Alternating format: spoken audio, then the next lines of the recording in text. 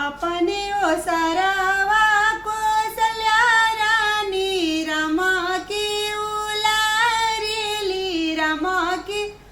दुलारेली हो यार हो उलटी उलटी उता देखेली देखत निकाला गेला हो यार हो उलटी उलटी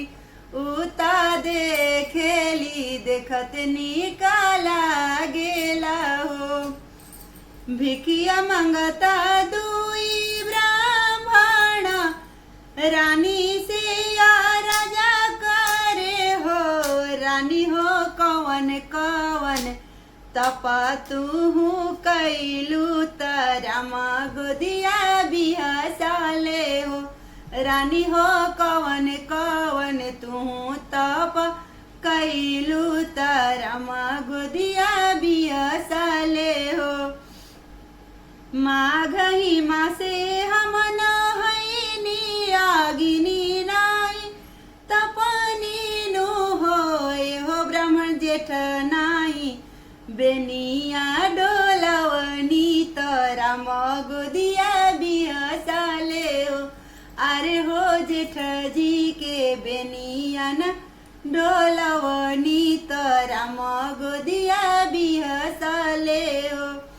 कार्तिक मासे नहैनी तुलसी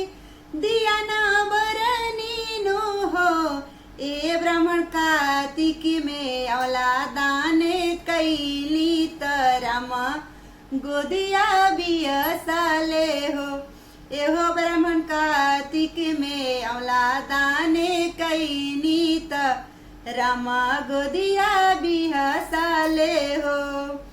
भूखली जे रहली एकादशी त द्वादशी के पारण कैनी हो एहो ब्राह्मण भूखले में विप्रे के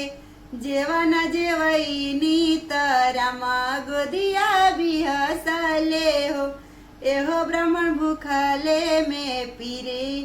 विपरी के जेवैली तराम गोदिया बिहसाले हो। अपने वो सरवा कौशल्या रानी रामा के उलारेली रामा के दुलारेली हो अरे हो उलटी उलटी उता देखेली देखत निकाला गेला हो